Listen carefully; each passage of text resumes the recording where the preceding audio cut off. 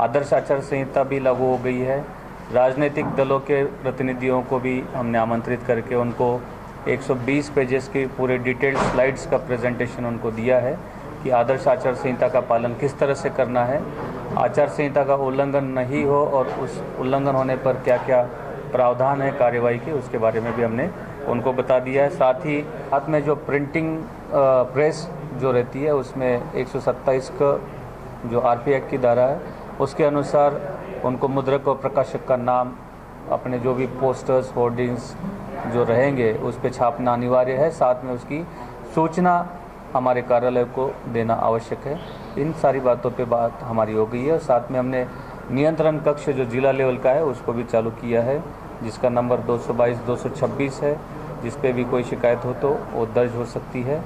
और अदरवाइज़ भी हमने सभी रिटर्निंग ऑफिसर्स को जो उनके कार्य क्षेत्र के अंतर्गत कोई भी डिफेसमेंट है, पब्लिक प्रॉपर्टी के डिफेसमेंट के बारे में हो या प्राइवेट डिफेसमेंट के बारे में, उसके बारे में भी विस्तृत दिशा निर्देश दिए हैं। साथ में कल जैसी आचार संहिता लग गई उसी समय जो राजनीतिक दलों के नेताओं के पोस्टर्स हटाने के डायरेक्शन दिए गए, जिसकी पालना भी कल से ही शुरू हो गई और आज भी वो काम चल रहा है। और आयोग हमसे लगातार इस संबंध में सूचना और कंप्लायंस मांग रहा है, जिसकी सूचना और कंप्लायंस रेगुलर भेजी जा रही है। सर, पिछली बार और इस बार के मुकाबले सोशल मीडिया एक्टिव है, तो सोशल मीडिया में जैसे फेसबुक है, ट्विटर है, उन यूजर्स के लिए आपका क्या मैसेज है कि वो किसी भी अगर किसी का कैंडिडेट का प्रचार करते हैं फेसबुक के माध्यम से, या उनके लिए क्या मैसेज है, क्या गाइडलाइंस है? सोशल मीडिया पे विशेष करके जैसे ट्विटर अकाउंट है, फेसबुक अकाउंट है, उसमें अगर संबंधित कैंडिडेट या पर्टिकुलर पॉलिटिकल पार्टी अपने अकाउंट से अगर सोशल मीडिया पे प्रचार कर रही है तो वो अलग बात है, उसमें कोई दिक्कत नहीं है। किंतु कोई दूसरा पॉलिटिकल पार्टी या कैंडिडेट के प्रचार प्रसार ऑफिशियल रूप से अपने खुद के अकाउंट से कराए तो उसके संबंध में प्रायर परमिशन और उसकी फॉर्मेलिटीज़ है, जो हमने विस्तृत पॉलिटिकल पार्टीज़ को भी बता दी और आपको भी बता दी है।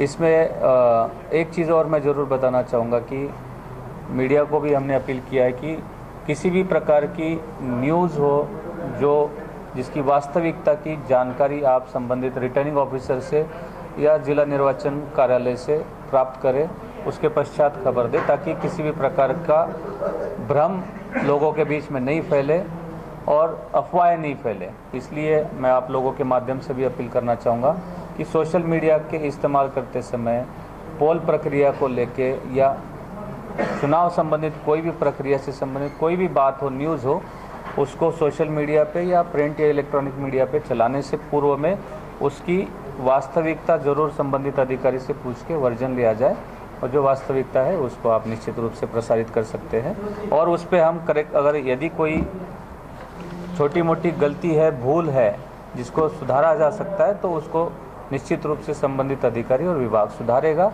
उसको भी आप सुधारने का पश्चात प्रसारित करें। सर, आमतौर पर देखा जाता है कि कैंडिडेट होता है उसका एक्सपेंसेस अधिक हो जाता है, तो उसके वॉच के लिए भी टीम वगैरह बना दी गई? बिल्कुल।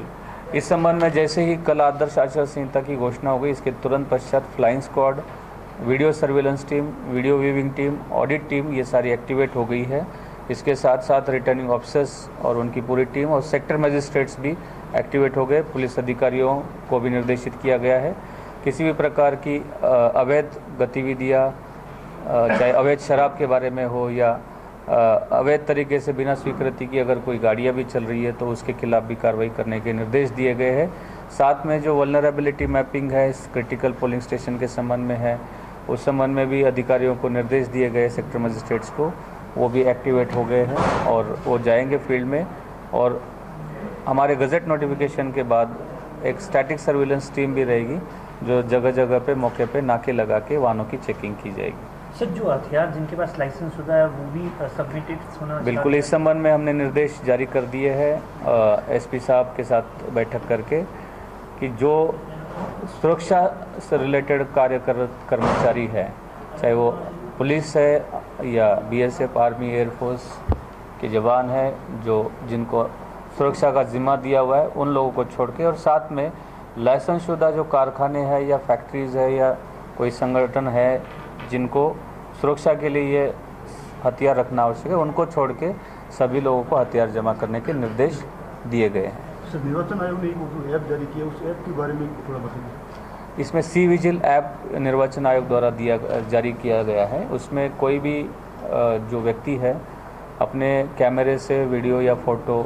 विथ जीपीएस लोकेशंस के साथ उसमें आते हैं वो डाल सकता है, और जिसका तुरंत रिस्पांस निर्वाचन विभाग के अधिकारी और कर्मचारियों को देना है, पुलिस अधिकारियों को देना है, जिसकी सूचना हमें नियमित रूप से आयोग को भी देनी है, और जिसने शिकायत किया है उसके पास भी है वो सूचना पहुंचेगी कि उस पर क्या कार्रवाई है। सर, कांग्रेस द्वारा जो वोटर्स की आपत्ति करवाई गई थी उसमें से सर कितने नाम का? कांग्रेस पार्टी द्वारा जो डेमोग्राफिकली सिमिलर एंट्रीज और एपिक और बाकी चीज़ों के या duplicate so called duplicate voters के संबंध में जो शिकायत हमारे पास पहुंची थी उसकी हमने पूरी जांच कर ली है, और लगभग 3558 नाम उसमें से डिलीट किए गए हैं।